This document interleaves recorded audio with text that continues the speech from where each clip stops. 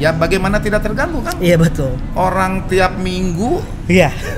biasa datang ke Garut. Betul. Kalau ke Garut misalkan berenang kan gitu, mesti makannya di situ, belanja oleh-olehnya di situ kan gitu. Betul. Sekarang tiba-tiba pemerintah mengeluarkan sebuah kebijakan membatasi kegiatan masyarakat kan. Betul. Itu. Ini berdampak sampai para pengusaha hotel sudah protes kepada pemerintah, udahlah kita ngibarkan bendera kuning kan gitu. Iya.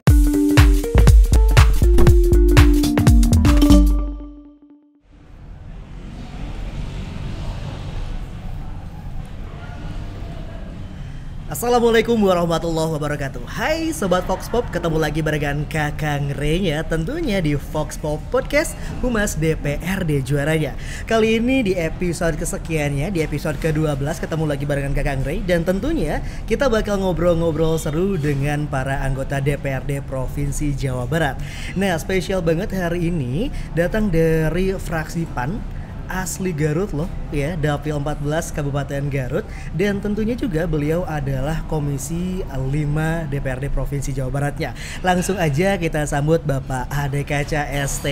Bapak, Assalamualaikum. Waalaikumsalam warahmatullahi wabarakatuh. Alhamdulillah, sehat ya Pak ya? Alhamdulillah. Wih, ini seger banget kayaknya nih hari ini tuh Pak ya? Udah makan. Udah makan. Kalau nggak makan lemas gitu Pak? Lemas kan gitu.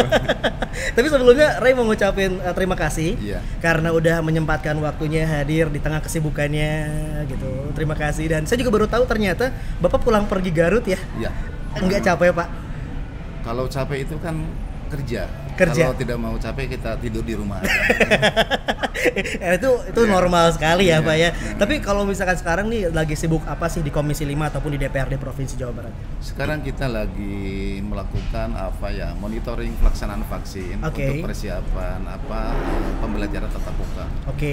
Jadi sedang lagi monitoring di mana vaksin-vaksin apakah tersalurkan secara maksimal dan yang lain-lain gitu. Tapi kita akan bakal bahas masalah itu dengan waktu yang lebih lama. Tapi sebelum itu Pak ya, karena kan ini Vox Pop Podcast ada signaturnya Pak. Nah, ada kalau misalkan di restoran ataupun di makanan ada menu khasnya. Nah, ini ada namanya fun fact. Iya. Ini saya sedikit rada bingung Pak. Kenapa? Karena namanya menarik. Ade Kaca, ya kan ya. Nanti kita akan bahas 3 fun fact dulu Pak. Jadi Bapak silahkan klarifikasi. Yang pertama, saya ingin tahu sejarah nama Ade Kaca. Oke. Yang kedua, ternyata Bapak terkenal dengan anggota DPRD dengan fashion yang fashionable, yang modis banget. Ya, sekarang juga kan modis banget nih kan. Saya aja kalah sih malu dengan Bapak gitu kan. Terus yang ketiga, ini sangat-sangat konsen terhadap daerah asalnya, yaitu adalah Garut, apalagi Garut Selatan. Yang pertama dulu deh Pak. Ade Kaca. Itu nama pemberian orang tua atau seperti apa? Enggak, bukan. Ya, ceritanya begini. Semenjak tahun 86 saya baru keluar di SMA.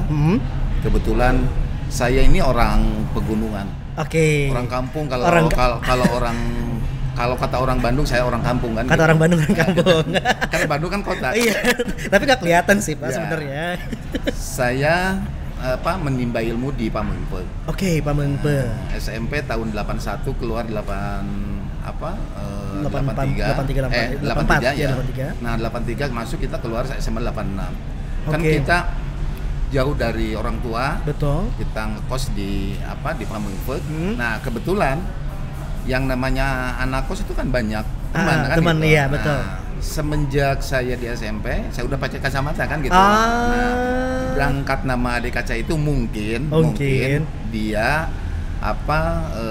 melihat saya tidak pernah copot, kacamata itu selalu dipakai. Nah, suatu saat ketika saya bermain dengan teman-teman, saya agak sedikit terlambat. Tapi dari kejauhan teman udah lihat. Udah jelas udah panggil. Itu Ade Kaca kan kira-kira begitu. Kira-kira begitu. Memang di luar di luar dugaan nama saya ada istilah nama Ade Kaca itu di luar dugaan akan menjadi sedikit hoki bagi saya. Gitu. Nah, dulu saya pernah jadi anggota dewan di Kabupaten Garut. 2009-2014. Sesungguhnya nama saya ini sesuai dengan ijazah itu Suryana Herwanto. Jauh ya Pak jauh ya. Kan, gitu. Nah, Di KTP ketika saya nikah dengan istri, Ade Suryana. Oke. Nah, gitu kan. Tetapi kan orang lebih mengenal saya Ade Kaca. Tidak Suryana Herwanto atau Ade Suryana. Tidak Ade Suryana, kan lebih terkenal saya di Pamengpeuk itu Ade Kaca. Kalau nanya saya nyampe di Pamengpeuk, itu orang Bandung. Iya. Ya, nyampe di Pamengpeuk di kecamatan nanya Ade Kaca pasti udah pada tahu. Itu mungkin ya. Nah, pasti kalau mau minta diantar pasti diantar kira-kira begitu. Nah, nama Ade Kaca ini kan dalam pandangan saya ini adalah nama yang menurut saya membawa keberuntungan kan gitu. Oke. Karena saya jujur saja bukan latar belakang dari partai orang politik kan betul. gitu. Sekolah tamatan SMA. Betul. Kan gitu. Jadi waktu sekolah saya pemalu. Oke. Kalau dekat anak-anak perempuan saya menghindar introvert kan? Gitu ya. Iya. Oke. Karena saya merasa minder bahwa saya orang kampung kan gitu. Oke, betul. Nah, tetapi kan Tuhan sudah menggariskan bahwa saya ternyata bisa berkiprah di politik kan gitu. Oke, betul. Nah, kembali ke nama Ade Kaca tadi, ya kenapa tidak kan gitu. Iya. Nama tadi Suryana Herwanto di ijazah, Ade Suryana di akta nikah misalkan. Saya ganti dengan Ade Kaca dan itu melalui proses pengadilan. Resmi lah ya. Resmi kan gitu. Betul. Nah, Ade Kaca, saya punya optimisme ini udah nyampe di Garut Ade Kaca. Nah, ketika saya nyalon anggota DPRD tingkat kabupaten, betul. 2009-2014, alhamdulillah saya ditakdirkan mendapatkan amanah dari masyarakat Garut Selatan kan gitu. Okay. Nah, berhenti 5 tahun. Nah, kita 2019-2024 nyalon ke DPRD Provinsi. Dalam pandangan saya waktu itu ya mudah-mudahan Ade Kaca ini bisa terbang lebih jauh kan gitu. Ya, ternyata Allah juga menakdirkan kan gitu. Okay. Di luar dugaan saya. Oh, ternyata Ade Kaca sudah nyampe di provinsi kan gitu. Kita banyak kenal dengan mitra komisi, betul. Dengan rekan-rekan dari lingkungan DPRD, terutama kawan-kawan dari humas yang selalu mendampingi kan, gitu. Dari mana-mana gitu. Kan. Hebat humasnya. Luar biasa kan gitu. Betul. Banyak kreativitasnya ternyata humas itu luar biasa lah luar biasa saya. Betul. Ya mudah-mudahan prestasi ini bisa terus dipertahankan. Amin, kan, amin. Gitu. Makanya kan humas DPRD juaranya Pak, Soglanya juga. Iya kan gitu. Nah, kira-kira ya ada satu obsesi saya. Mudah-mudahan nama Ade Kaca ini bisa sampai di Senayan kan kira-kira begitu kan. Nah, boleh itu nanti ditanya nih. Kan yang namanya kita berpolitik. Betul. Punya obsesi kan betul. gitu.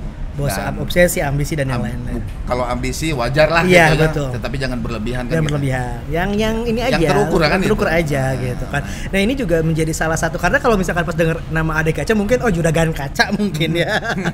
Tapi ternyata dari kacamata ya. Gitu, kan. Pembeda lah ya. Saya awal masuk di kabupaten, awal masuk di provinsi, orang itu ketika dipanggil, di absen, Ade Kaca kan semuanya pada ngelirik. Notis langsung ya. Mana sih kan? Karena ada sesuatu yang aneh. Kan? Berbeda lah ya. Nama benda dan itu merupakan cermin kan gitu. Kok ada di manusia kan gitu, ada di orang kan gitu. Tetapi mudah-mudahan dengan saya nama Ade Kaca yang merupakan kaca itu adalah menurut saya adalah cermin. Dan kita bisa menjadi cerminan juga ya. Cerminan juga kan gitu untuk tetap saya mudah-mudahan bisa tetap rendah hati kan gitu. Kita selalu bisa bergaul dengan siapapun lah kira-kira begitu. Oke. Nah, tadi sudah terjawab tentang Ade Kaca ya. Jadi dari zaman dulu. Nah, sekarang kan ini dikenal sebagai anggota DPRD yang fashionable, yang modis. Itu inspirasinya dari mana sih, Pak? Kalau dalam berpakaian ya? Iya. Seperti apa, Pak? Nggak tahu ya. Nggak tahu ya. Nggak gini aja ya. Tadi kan kalau usia saya udah 53 mau 54. Hampir 1 abad lebih lah saya kan gitu kira-kira. Setengah abad ya 50 tahun lah. Kebetulan saya punya istri yang pertama itu kita nikah tahun 86. alhamdulillah dikaruniai putra, putri itu 6. Oh, 6. 6 ya. 4 laki dan 2 perempuan. Ini adalah sesuatu yang luar biasa dan saya dipercaya oleh Allah. Betul. Dapat anak 6 dari istri yang pertama. Kenapa saya katakan istri yang pertama? Karena di tahun 2014 istri yang pertama itu meninggal. Karena mungkin proses ini sudah diatur sama Tuhan. Iya. Ya ternyata saya masih diberikan kesempatan untuk punya istri lagi kan gitu. Betul. Tetapi belum dikaruniai anak. Nah, terkait tadi yang terkesan seakan-akan fashionable model kan gitu. Ya mungkin ini mungkin karena saya punya istri umurnya jauh kan gitu. Kisaran 30 tahun. Ya saya udah tua mungkin. Nggak kelihatan kok Pak sebenarnya. Dipaksa kan harus menyelesaikan diri kira-kira begitu kan gitu. Nggak bisa. Awalnya minder kan gitu. Harus pakai ini, harus pakai ini kan gitu. Nggak terbiasa. Nggak terbiasa kan gitu. Saya orang kampung. Iya. Tiba-tiba punya istri masih muda, ya dia kan mungkin modis sekali kan. Iya gitu. betul. Tahu persis kan gitu. Betul. Semenjak saya punya istri yang kedua, belum pernah saya beli baju sendiri, sepatu sendiri. Enggak pernah dibeliin gitu. Semuanya dibeliin kan gitu. Oke, ini sesuai nih buat bapak di rumah gitu. Ya gitu kan kira-kira. Jadi paksa ke kegusur kan gitu. Ya demi menyenangkan istri lah ya Pak ya. Nggak bisa nolak juga kalau misalkan kemungkinan istri. Jujur saja awalnya minder juga kan gitu. Tapi lama-kelamaan sudah terbiasa. Tapi membiasakan diri lah. Iya membiasakan. Tapi kan jadi ciri khas juga Pak sebenarnya ya. Ya kan makanya ada julukan anggota DPRD fashionable, berarti kan semua orang juga mengakui. Itu mah kata anak-anak, kawan-kawan kan gitu. Mungkin orang humas tuh yang bilangnya begitu. Orang humas ya. Ya kita nggak tahu, tapi kan menjadi sebuah icon kan. Selain dengan nama Ade Kaca, ternyata juga ada icon yang lain ternyata modis dan fashionable itu. Ya kalau itu kan kalau casing kan kita bisa robah-robahkan gitu. Tetapi yang bisa nggak dibohongin apa? Apa tuh Pak? Umurnya kan gitu.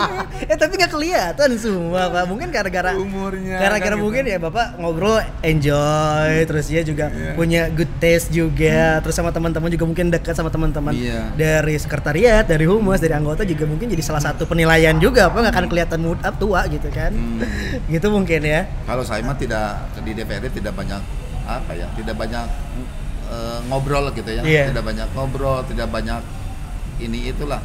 Kita menjalani sebuah pekerjaan ini dijalani dengan suasana yang enjoy saja. Enjoy kan aja gitu. Ya, biar nggak terlalu jadi beban juga mungkin. Kalau kita terlalu kepikiran, apalagi sampai ke rumah, yang stress tadi juga. Kan stres. Kalau sudah stres, iya benar. Jadi penyakit juga. Sampai tua kan? Iya, jadi penyakit, jadi tua juga kan. Gitu. Kelihatan mukanya temurung gimana gitu kan.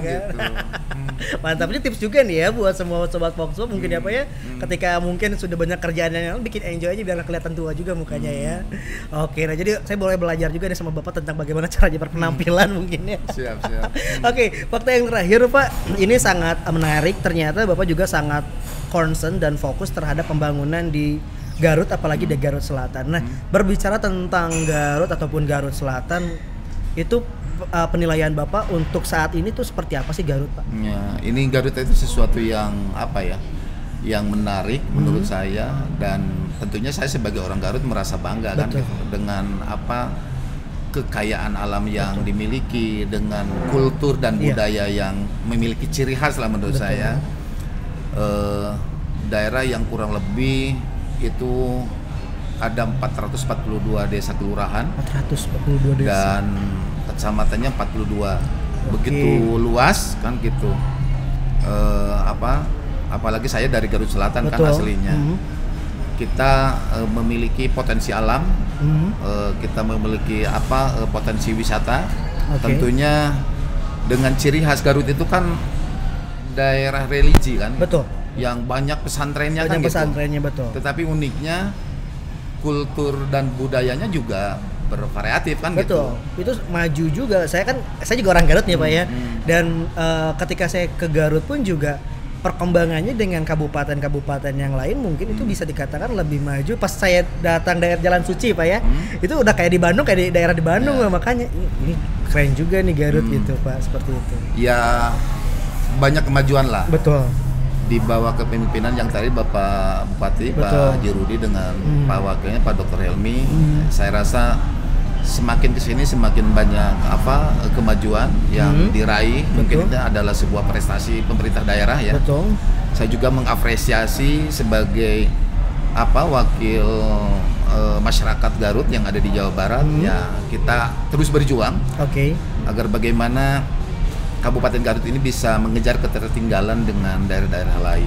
Karena yang begitu luas kan gitu. Betul. Banyak potensi alam yang belum kita bisa gali secara maksimal. Terutama barangkali di selatan itu kan kita punya bentangan pantai itu hampir 86. Betul, itu pantai-pantai Garut Selatan itu paling saya pernah ke sana, itu Garut itu pantainya bersih banget Pak, dibandingkan dengan pantai-pantai yang ada di Jawa Barat mungkin ataupun di wilayah lain. Itu masih tergolong bersih meskipun memang sudah ada banyak seperti pedagang-pedagang, tetapi masih bisa untuk menjaga kebersihan pantai dan yang lain itu cukup lumayan mengesankan pas pertama ke sana mungkin juga. Tapi yang mungkin jadi perhatian adalah akses jalan dan yang lain-lain juga mungkin yang harus diiniin mungkin. Nah, itu saya setiap melaksanakan reses, memberikan sebuah pembelajaran politik kepada masyarakat Garut ya, betapa pentingnya kan gitu kita memiliki sebuah pilihan politik. Bagi saya gitu, bagaimana kita bisa membangun Garut ini bisa mengejar ketertinggalan dengan kabupaten yang lain ya, tentunya harus banyak yang menjadi anggota DPR RI. Nah, itu kan yang menurut saya harus menjadi sebuah komitmen orang Garut kan gitu. Iya betul. Saya sering menyampaikan kenapa Garut lebih, kalau dibandingkan dengan Tasik, lebih maju Tasik. Betul. Pembangunan infrastruktur kan lebih baik Tasik ketimbang Garut kan gitu. Bisa dirasakan Bang Ray. Ya, kalau kita ingin membedakan Garut dengan Tasik gampang menurut saya. Gimana tuh Pak? Kita jalan dari Garut menuju ke pantai. Kita jalan dari Tasik menuju ke pantai juga. Betul. Ketemulah di satu titik misalkan. Bisa yang dibedakan itu apa? Kalau dari Tasik ke sana kan enak jalan. Betul. Jalan enak, lampu PJU-nya juga penerangan juga enak. Luar biasa kan, tertata dengan rapi. Betul. Kalau dari Garut mau ke Pamengpeut ya lumayan. Jalannya berbelok-belok. Betul. Banyak lubang. Nah, itu cirinya Garut kan gitu. Terus juga ruas jalannya juga tidak terlalu besar kan gitu. Itu kan sempit. Nah, kenapa itu? Betul. Ya, karena anggota DPR-nya hanya satu. Kan gitu. Betul. Dari 10, 9 mewakili Tasik. Nah, saya selalu menekankan penduduk Kabupaten Garut, hak pilihnya kalau kita bandingkan dengan Kabupaten Tasik dan Kota Tasik sama. Sama. Tetapi kan kenapa? Betul. Warga Garut tidak memilih orang Garut kan gitu. Malah orang Tasik milih orang Tasik kan gitu. Betul. Tingkat pemilih itu lebih cerdas orang Tasik kan gitu. Orang Tasik itu komitmen. Betul. Mau bagus mau jelek saya tetap akan pilih orang Tasik. Nah, ini juga saya tanamkan di masyarakat Garut agar bagaimana pentingnya kita memiliki wakil masyarakat di tingkat pusat kan gitu kira-kira. Sehingga ini akan berdampak kepada bagaimana pembangunan itu bisa lebih maju, ketertinggalan bisa kita kejar. Betul. Nah, itu manfaatnya kan gitu. Nah, sekarang alhamdulillah untuk provinsi dulu kan masih digabung dengan Tasik. Betul. Waktu digabung dengan Tasik itu kita hanya kebagian 2 kan gitu. Sekarang ada kebijakan Davinnya dipisah. Kita Garut dapat 6, Tasik dapat 7. Wajarlah ada perbedaan 1 kan gitu. Nah, itu Pak. Bisa dibayangkan kalau Garut dapat 6, pembangunan itu bisa dirasakan. Kita bisa mendorong program kegiatan dari provinsi itu tidak lebih, tiap tahun itu hampir 400 miliar sampai 500 miliar Pak untuk pembangunan di sana. Pembangunan di sana ya. Itu angka yang cukup lumayan besar. Dengan angka segitu Pak berdampak, kalau misalkan kita berbicara tentang komisi di Komisi 5 lah ya Pak, tentang sosial, terus juga budaya, pendidikan dan yang lain-lain. Kita beranjak dari Garut langsung ke provinsi misalkan, seperti itu. Nah, kalau misalkan kita berbicara tentang sosial, tadi kan sosial ekonomi itu seperti apa sih Pak untuk perkembangan di Garut dan untuk Jawa Barat pada umumnya gimana, seperti apa? Ya, saya rasa apa ya, berkaitan dengan sosial dan ekonomi. Betul. Kan gitu. Ini juga tergantung bagaimana kemampuan masyarakat itu untuk memanfaatkan potensi yang ada. Misalkan begini, di Garut itu banyak potensi alam yang belum tertata dengan baik, yang belum bisa dimanfaatkan dengan baik, kan gitu. Salah satunya misalkan begini, di Garut itu kan banyak destinasi wisata. Betul. Yang belum dimanfaatkan dengan baik. Itu kan bisa kalau kita gali, kalau kita bangun potensi itu, menurut pandangan saya kan itu bisa menjadi potensi kita untuk bisa mendongkrak perekonomian juga. Kan gitu.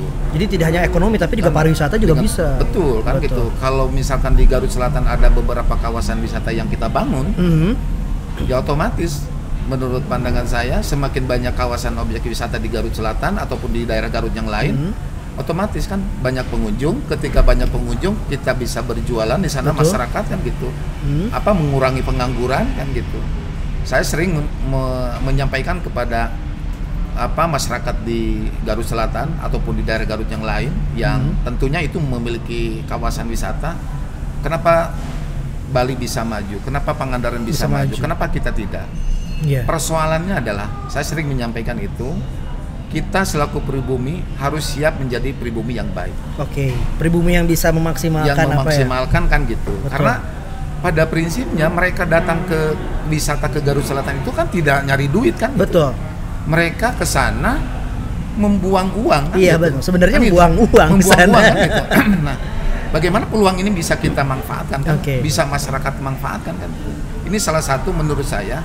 Ketika daerah itu memiliki kawasan wisata, saya meyakini tingkat kesejahteraan ekonominya itu akan sejahtera. Nah, gitu. Itu juga menjadi salah satu tugas dan fungsi di Komisi 5 ya, sebagai kesejahteraan masyarakat. Dan juga mungkin jadi salah satu landasan ketika Bapak mengusulkan pencetus usulan tentang BUMD pariwisata itu mungkin itu bisa lebih digali lagi atau bisa dijelaskan lagi Pak tentang bagaimana sih pertama dari sosial, pariwisata dan yang lain-lain bisa mencetuskan tentang usulan BUMD ataupun juga BUMDes pariwisata itu seperti apa Pak? Ya, karena tadi saya menyampaikan bahwa Garut ini kaya akan pariwisata. Betul. Kalau misalkan kita berharap kepada pemerintah untuk mentata kelola, ya saya rasa ada keterbatasan kemampuan anggaran di pemerintah. Betul. Tetapi kalau misalkan ini kita breakdown ke level yang paling bawah, kenapa tidak kan gitu? Desa ini sekarang sudah memiliki anggaran yang luar biasa dari pemerintah pusat. Berangkat dari adanya program dana desa dari pemerintah pusat, ya kita dorong, kita sosialisasikan, kita edukasikan kepada para kepala desa agar bagaimana dana yang diberikan oleh pemerintah pusat ini bisa kita manfaatin, bisa kita investasikan di daerah yang kiranya memiliki potensi wisata kan gitu.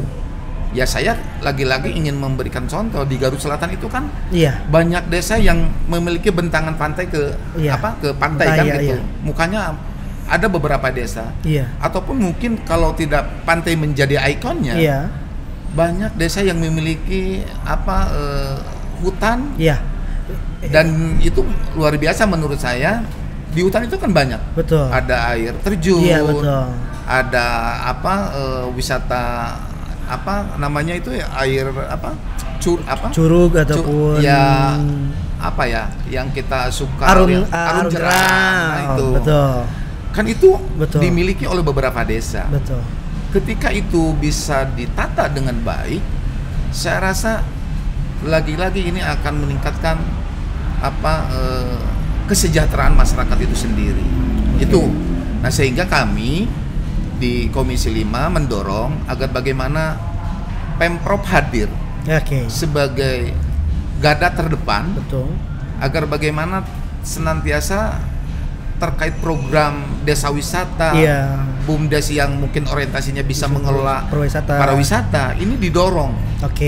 Didorong, dan saya tentunya akan berjuang agar bagaimana kehadiran Pemprov ini bisa memberikan stimulus kepada desa-desa Desa yang yang memiliki potensi pariwisata itu. Tapi kalau misalkan dengan gambaran sekarang ya Pak ya, masyarakatnya mungkin juga kan tidak semuanya paham tentang arah ke sana mungkin ya Pak. Bisa nggak Bapak untuk menerka ataupun juga istilah bahasa Sunda ngawang-ngawang Pak, bakal tercipta kapan ataupun juga terrealisasi secara maksimal tuh berapa tahun ke depan mungkin untuk itu? Ya saya rasa sekarang kan udah mulai ini kan, udah mulai pemerintah udah mulai action kan. Iya betul. Udah mulai action, ada beberapa di Garut juga desa yang sudah berjalan menata potensi wisata itu dan jujur saja pemerintah Jawa Barat sekarang sudah membuat peraturan daerah tentang desa wisata kan. Lagi merancang bagaimana peraturan daerah ini bisa dibuat oleh DPRD bersama pemerintah, dan ini akan menjadikan sebuah parameter bagaimana desa di Jawa Barat ini bisa memiliki payung hukum untuk memanfaatkan potensi wisata yang ada di desa. Itu. Pemerintah sudah membuat kerangka hukumnya kira-kira begitu. Jadi tinggal bagaimana pengeksekusiannya lah ya dari masyarakat. Saya rasa kalau memang serius pemerintah dan masyarakat yang memiliki potensi desa wisata itu ya menangkap peluang ini, saya rasa 2-3 tahun ke depan juga akan sukses. Bukan sukses lah ya, dan ini sangat-sangat berharap ya, karena kita lihat, saya juga orang Garut juga merasa Garut ini sangat potensial karena pernah saya waktu itu ke Garut Selatan, lihat alamnya aja untuk jalan pinggir sebenarnya itu udah indah banget, cuman hanya akses mungkin ya menjadi kemarin jadi sedikit rada mungkin gimana nih gitu kan ya gitu. Cuman saya juga sedikit kalau misalkan ditanya ketika hari tua nanti mau diam di mana, saya akan bilang diam di Garut Pak. Harus balik ke Garut. Harus balik ke Garut karena emang adem Pak gitu kan, apalagi waktu saya ke Wanaraja itu kan ada wilayah sawah lega tuh ya Gadingan ya Pak ya. Itu enak banget pagi-pagi subuh dengerin suara ayam dan yang lain-lain juga. Ini potensial banget nih Garut bagaimana kedepannya, tapi untuk saat ini juga sudah banyak perkembangan Garut yang mungkin cukup ini. Cuma nanti masalah pariwisata ini yang harus digenjot terus mungkin ya untuk wilayah Garut Selatan. Dan wisata ini adalah sebuah peluang untuk mendongkrak pendapatan asli daerah juga kan. Betul. Pendapatan asli daerah ya. Ketika ada kawasan wisata pasti tumbuh di situ perhotelan. Iya, betul. Ketika ada perhotelan otomatis menyerap tenaga kerja. Betul. Ketika di sana ada perhotelan pasti banyak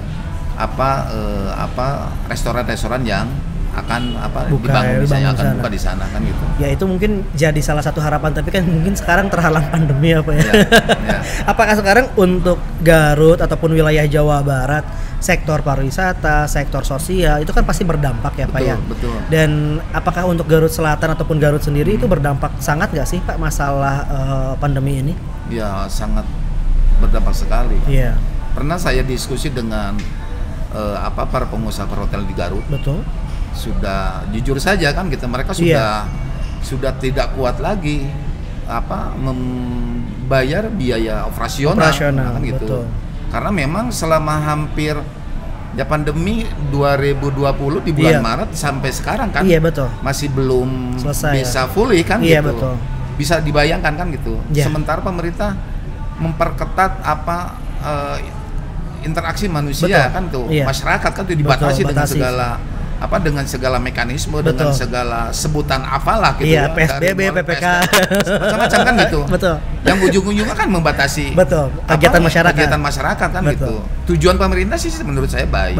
Ingin memutus rantai agar bagaimana tidak ada penyebaran baru. Tidak ada penyebaran baru, tidak ada klaster baru kan gitu tujuannya. Namun demikian barangkali ini juga akan mengganggu kepada sektor usaha kan gitu. Yang berdampak sekali kan itu hampir seluruh sektor kan menurut sektor saya. Kesejahteraan rakyat itu terganggu lah. Terganggu kan gitu. Pengusaha hotel, pengusaha restoran, wisata dan lain sebagainya ini terganggu.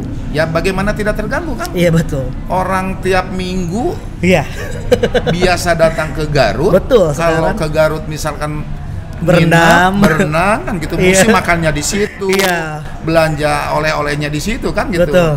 Sekarang tiba-tiba pemerintah mengeluarkan sebuah kebijakan membatasi kegiatan masyarakat kan gitu. Ini berdampak sampai para pengusaha hotel sudah protes kepada pemerintah, udahlah kita ngibarkan bendera kuning kan gitu. Iya, betul. Sudah apa ya?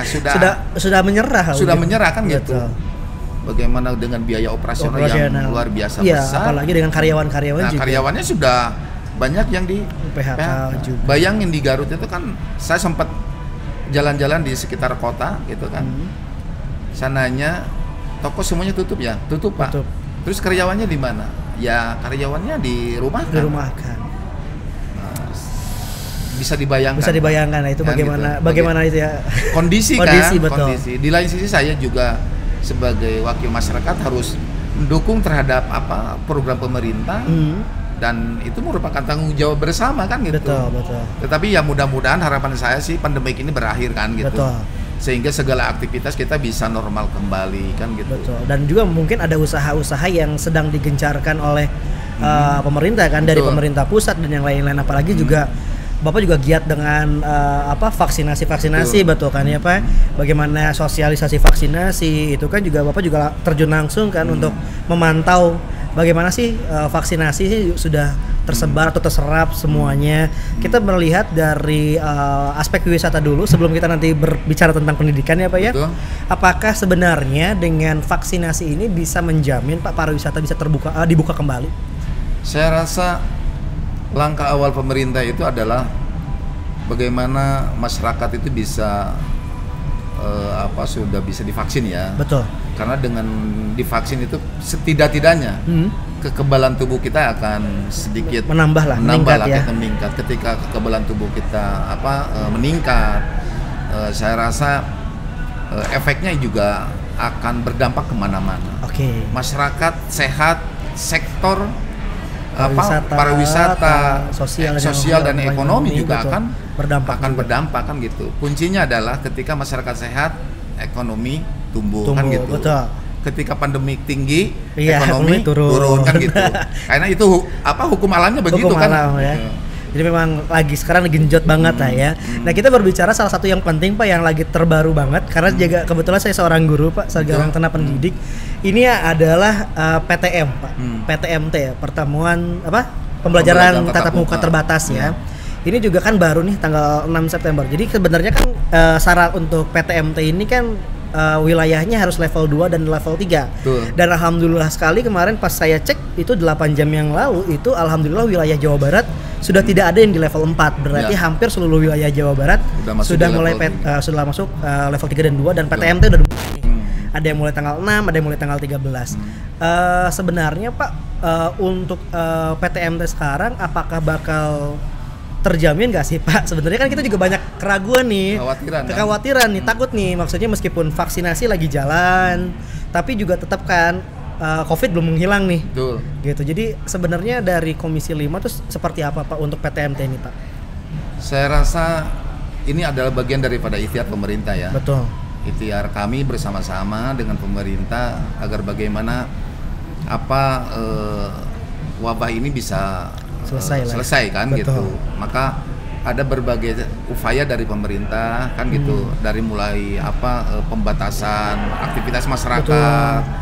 Kita harus selalu menggunakan masker, kita selalu harus menjaga jarak, cuci tangan dan lain sebagainya. Itu adalah bagian daripada upaya pemerintah. Betul. Nah, pemerintah tidak berhenti di sana. Oke. Agar bagaimana menurut kajian para ilmuwan bahwa Indonesia terpapar COVID, masyarakatnya hampir ratusan ribu sudah meninggal, yang terpapar sudah jutaan. Ini kan bagian daripada bagaimana pemerintah mencari sebuah solusi kan gitu. Iya, betul. Maka solusi yang paling efektif mungkin pemerintah adalah memvaksinasi masyarakat. Warganya kan gitu. Betul. Nah, dengan vaksinasi itu tentunya ini adalah yang lebih efektif kan gitu. Betul. Tetapi rencana pemerintah, upaya pemerintah kalau tidak dibarengi dengan kesadaran masyarakat, betul. Ya menurut saya akan sia-sia kan gitu. Maka kuncinya adalah kesadaran masyarakat. Betul. Masyarakat sadar, masyarakat berkomitmen bahwa kita sama-sama ingin mengakhiri kondisi pandemik ini. Betul. Nah, waitunya masyarakat juga harus berusaha juga kan gitu. Juga tidak bisa upaya itu hanya sepihak. Bergantung pada pemerintah terus nggak bisa ya. Nggak bisa kan gitu. Dengan kondisi kemampuan pemerintah yang semakin kesini semakin lama semakin terbatas, ya mau tidak mau dituntut kemandirian kita sebagai warga yang baik kan gitu. Betul. Nah, saya rasa upaya itu adalah baik, sehingga menurut saya ketika sekarang pemerintah sudah mencanangkan bahwa pembelajaran tatap muka terbatas akan dilaksanakan tanggal 6 September, tentu kekhawatiran itu timbul daripada orang tua, daripada para guru. Maka langkah-langkah pemerintah itu sudah tepat menurut saya. Pertama, pemerintah melakukan vaksinasi terhadap para guru, tenaga pendidik dan kependidikan gitu. Yang kedua, sarana prasarana yang harus disiapkan oleh sekolah, ya itu bagian yang terpenting juga kan gitu. Agar bagaimana kita bisa memberikan sebuah pembelajaran yang baik terhadap anak didik kita. Nah, upaya pemerintah tidak cukup sampai di sana. Dengan segala keterbatasan dan kemampuannya, pemerintah tentunya juga, karena ini sudah hampir 1,5 tahun, anak sekolah sudah mulai jenuh Pak. Ketika kondisinya sudah hampir frustasi, kan gitu. Ada perubahan paradigma, anak dari sekolah tinggal hampir 1 tahun di rumah, apa yang terjadi? Kan perubahan terjadi. Perubahan itu kan sangat luar biasa. Merubah tradisi yang baru ke tradisi awal itu sangat sulit kan gitu. Maka hari ini pemerintah tampil memberikan vaksinasi kepada seluruh anak didik. Tujuannya apa? Agar tadi kekhawatiran itu bisa terjawab. Dan alhamdulillah kemarin kami juga kebetulan hadir waktu pelaksanaan vaksinasi serentak tanggal 28 Agustus. Seluruh Jawa Barat itu hampir 560.000 di hari yang sama itu. Ya, saya merasa bangga. Ternyata masyarakat sekarang sudah sadar. Awalnya divaksin itu takut kabur-kaburan. Sekarang meminta, Pak. Meminta, mereka dalam pandangan saya ya udah sadar. Alhamdulillah. Modal kesadaran ini menurut saya adalah modal yang sangat luar biasa. Kan gitu. Tinggal bagaimana pemerintah menyiapkan kemampuan untuk vaksinasi itu kan gitu. Sekarang alhamdulillah semua stakeholder yang ada gitu ya berperan aktif ya, dari mulai TNI, polisi kan gitu, seluruh organisasi kemasyarakatan kan gitu, tampil semuanya karena ini merupakan tanggung jawab bersama kan gitu, agar bagaimana persoalan ini bisa berakhir dengan baik. Nah, kembali kepada persoalan pembelajaran tatap muka tadi, ya saya rasa kalau upaya pemerintah ini bisa dilaksanakan dengan baik dan diterima dengan baik oleh semua kalangan, saya optimis Garut itu sudah lebih dulu melaksanakan PTM itu kan lebih dari dulu, lebih daripada 100 kemarin 100 sekolah yang sudah melaksanakan PTM gitu ya. Saya sebagai orang Garut juga alhamdulillah kan gitu. Merasa regrek lah ya. Dari 27 kabupaten kota yang paling terdepan itu melaksanakan PTM itu adalah Kabupaten Garut kan gitu. Dan ini menjadi sebuah apresiasi dari pemerintah daerah kan gitu.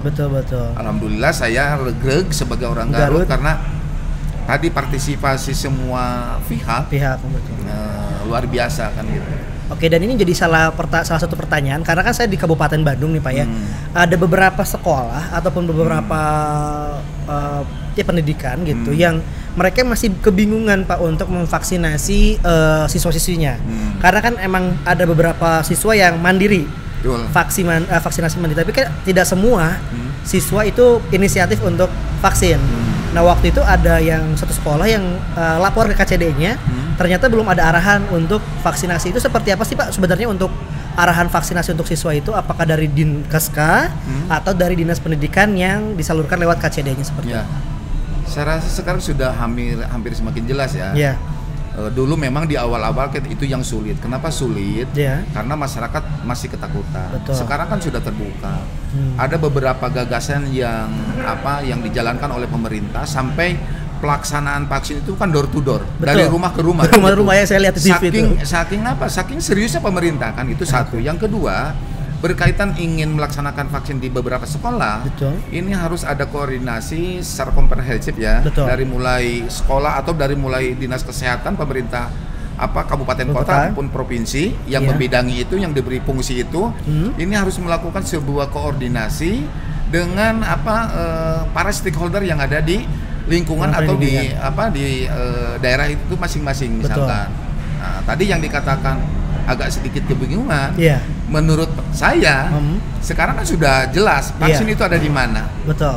Vaksin itu ada di dinas kesehatan. Betul. Mungkin dinas kesehatan akan mendistribusikan kepada rumah sakit ataupun puskesmas untuk mempermudah alur koordinasi dan alur pelaksanaan kan gitu. Kalau misalkan harus selalu koordinasi ke dinas kesehatan, bisa dibayangkan kan gitu. Ruwet banget ya. Banyak banget itu yang laporan. Maka upaya yang paling efektif itu adalah menjemput bola. Agar bagaimana vaksin ini terdistribusi di daerah-daerah yang terdekat dengan masyarakat. Yang tadinya terkonsentrasi di dinas kesehatan, di rumah sakit, sekarang sampai ke tingkat puskesmas kan gitu. Betul. Untuk apa ya? Untuk mempermudah tadi kan gitu. Saya rasa upaya daripada pemerintah sudah cukup baik kan gitu. Tinggal ya bagaimana kesadaran. Kuncinya adalah kesadaran masyarakat kan gitu. Nah, kita berbicara pahitnya nih Pak ya. Sekarang kan level tuh 2 dan 3. Betul. Tidak menutup kemungkinan. Betul. Angka Covid itu naik ataupun turun. Melanjut lagi. Kita misalkan bahasa kasarnya naik lah Pak. Itu ke level 4 lagi. Iya. Itu dari Komisi 4 ataupun juga dengan Dinas Pendidikan terkait PTM, ini seperti apa? Apa ditutup atau seperti apa? Saya rasa pemerintah akan mengambil sikap yang bijak. Oke. Kalau misalkan kondisi Covid bisa suatu saat ke depan. Betul. Karena jaminan untuk ini landai juga kita tidak punya parameternya kan gitu. Kalau misalkan untuk potensi ini naik, masih bisa keukur kan gitu. Iya, betul. Misalkan begini. Untuk dimungkinkan potensi naik. Tinggal pemerintah tidak melakukan fungsi pengawasan dengan serius. Masyarakat berjubelan, masyarakat kumpul-kumpul, ya itu kan potensi. Betul, potensi kan betul. akan terukur kan gitu. Iya. Tetapi untuk landai, nah ini tergantung upaya-upaya daripada kita semua kan gitu. Nah, tadi andai kata misalkan ini ternyata naik lagi, ya saya rasa yang paling efektif itu kami akan memberikan masukan kepada pemerintah daerah, dalam hal ini mungkin dinas pendidikan, agar pembelajaran tatap muka itu dievaluasi kembali. Oke. Gitu kan gitu. Jadi belum ada langkah konkret, tetapi kita lihat dulu nih dievaluasi kembali gitu. Dievaluasi kembali kan gitu. Oke. Karena dengan mengevaluasi persoalan, kita akan bisa mengambil sebuah keputusan kan gitu. Jadi menarik garis lurus permasalahannya di sebelah mana nih mungkin kan gitu. Betul. Oke, jadi memang masih kita harus melihat dulu karena emang tidak bisa diukur ya Pak ya. Sulit diukur ya, tidak seperti matematika yang gini enggak karena gini kan perkembangan juga susah sulit ya. Nah, ini juga dari Komisi 5 sendiri Pak terkait PTM sendiri, ini kedepannya dari Komisi 5 itu akan menggagas seperti apa Pak untuk membantu mitra seperti Dinas Pendidikan terkait PTM atau kedepannya. Kan kita juga belum tahu nih Covid ini akan berakhir kapan ya kan? Apakah tahun depan kah ataupun bulan depan juga sudah selesai? Tapi kan pasti Komisi 5 dan Dinas Pendidikan juga pasti akan merancang sesuatu. Apakah PTMT ini menjadi salah satu solusi yang terdekat? Apakah nanti kedepannya ada solusi-solusi yang lain gitu Pak? Saya rasa begini ya.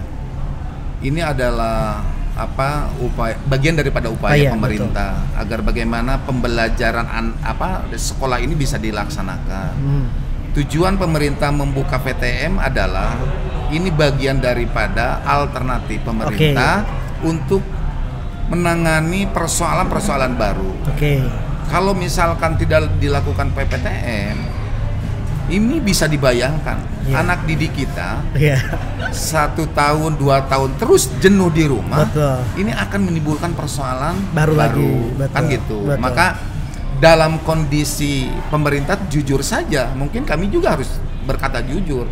Ini kan bukan spekulasi ya, ini adalah pertaruhan. PPTM ini adalah sebuah pertaruhan. Bagaimana di lain sisi anak itu bisa sekolah, tetapi di lain sisi juga rasa kekhawatiran itu akan menghantui terus kan gitu. Maka menurut pandangan kami ke depan tetap kuncinya adalah bagaimana kita bisa komitmen konsisten masyarakat itu untuk selalu mentaati peraturan kesehatan. Kuncinya di situ. Itu aja. Nah, kalau saya harus jujur, Ini kan pandemik sudah hampir 1 tahun setengah. 1 tahun setengah ya. Iya betul. Kalau saya jujur ya, kalau saya berkata kan, ya 2020 Maret Iya betul. kita sudah mulai terpapar. Kenapa gitu kan? Tidak pada waktu itu kita lockdown aja 1 bulan. Sekalian kan iya. gitu. Seluruh aktivitas masyarakat, ekonomi misalkan ya sampaikan aja oleh pemerintah, iya, kan gitu. Ketimbang kita harus berhadapan dengan 1 tahun setengah. Gitu. Betul. Nah, tetapi kan mungkin pemerintah ada perhitungan lain. Betul. Bukan saja yang dipikirkan itu adalah pandemi, tetapi betul. Kan aspek-aspek ada yang lain. Aspek-aspek yang lain. Oleh karena itu mungkin saya apresiasi apapun yang dilakukan pemerintah, inilah yang terbaik untuk masyarakatnya kan gitu. Oleh karena itu saya rasa ke depan tetap kuncinya adalah bagaimana masyarakat itu selalu taat terhadap protokol kesehatan. Intinya ke situ. Intinya kan ke situ. Betul. Ya upaya pemerintah sehebat apapun vaksin ini diberikan. Iya. Kalau masyarakatnya misalkan masih bandel aja kan. Angger-angger kan. Gitu. Kasihan lah. Pemerintah juga sudah kerja keras kan gitu. Padahal kalau kita pikir ini adalah kasih sayang pemerintah untuk masyarakatnya kan gitu. Oke.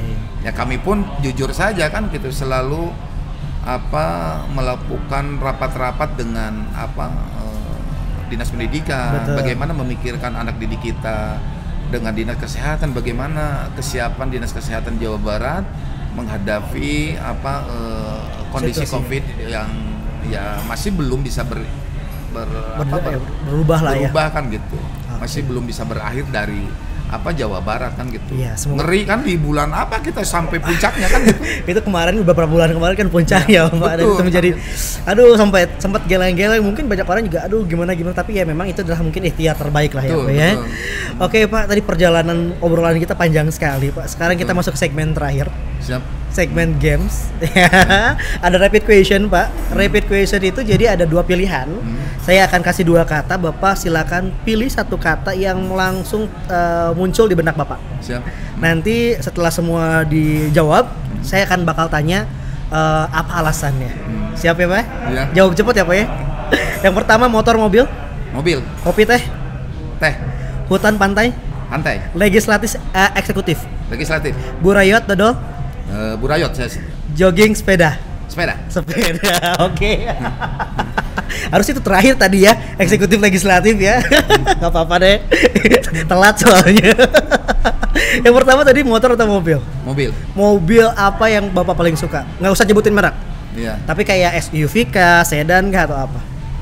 SUV. Lebih enak atau lebih apa Pak? Lebih enak dan bisa dipakai di segala medan. Oke, apalagi pulang pergi Garut lah ya. Ya. Kalau sedan canggih berarti. Ya, gitu. Ada perak kan gitu. Ada perak ya. Mau di lingkar negeri apa? Iya, gitu kan. Jadi mobil ya. Tapi kalau misalkan mobil pabrikan Jepang atau mobil pabrikan Eropa Pak?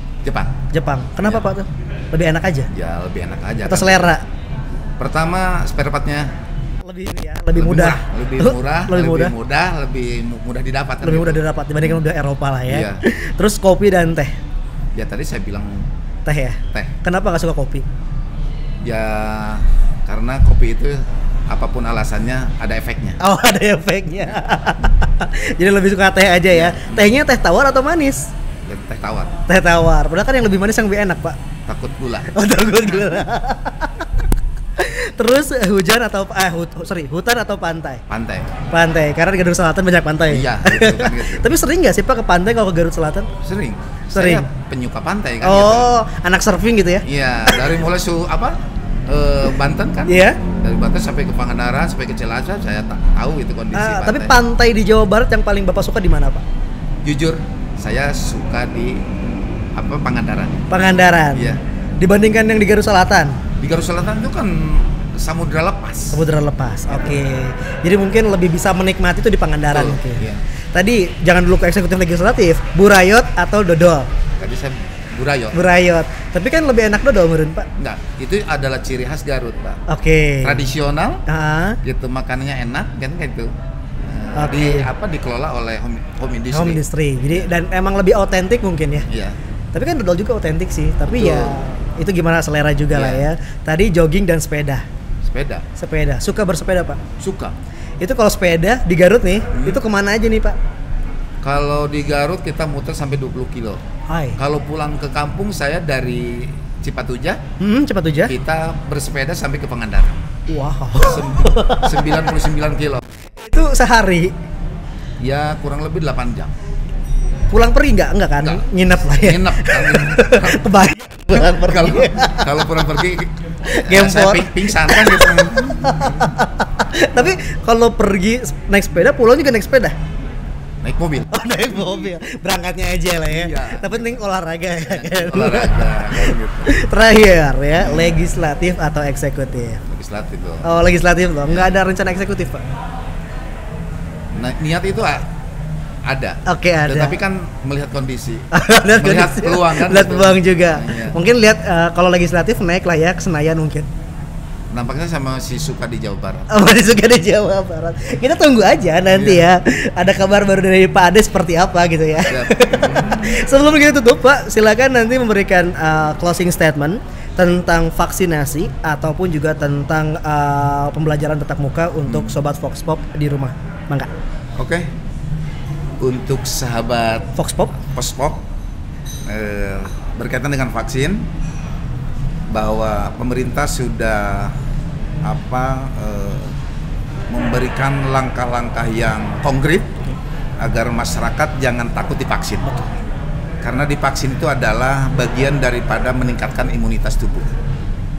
Berkaitan dengan pembelajaran tatap muka, sekalipun pemerintah sudah memberikan ruang dan kesempatan untuk melakukan pembelajaran tatap muka, tetapi yang paling penting bagi kami adalah bagaimana selalu taat dan patuh terhadap protokol kesehatan. Demikian barangkali Kang Ray. Siap. Terima kasih Ray gitu kan. Kakang Ray. Namanya lebih kumaha gitu. Mohon maaf tadi, saya bilang Kakang Ray. Oh iya, itu masalah. Yang paling tepat itu Om Ray. Om Ray. Tua banget gitu ya. Oke, terima kasih Bapak ya. Pak Ade, terima kasih deh untuk hadir hari ini di Vox Pop Podcast ya. Sudah ngobrol-ngobrol seru barengan Kakang Ray. Terima kasih juga buat Samianya. Dan jangan lupa juga terima kasih banget buat teman-teman Humas DPRD Jabar. Tepuk tangan dong. Humas DPRD Jabar juaranya ya kan ya. Pokoknya buat sobat Vox Pop semuanya, jangan lupa tadi kata Pak Ade, protokol kesehatannya ditingkatkan. Jangan lupa untuk divaksin. Dan terus juga jangan lupa untuk cek kanal YouTube DPRD Provinsi Jawa Baratnya dan cari Vox Pop Podcast. Jangan lupa like, komen, subscribe dan share. Terus juga di Spotify-nya di Vox Pop Podcast. Sekali lagi terima kasih Pak Ade. Sama-sama. Terima kasih buat semuanya. Kalau gitu Ray-nya pamit. Ketemu lagi di episode selanjutnya. Wassalamualaikum warahmatullahi wabarakatuh. Bye bye. Waalaikumsalam warahmatullahi wabarakatuh.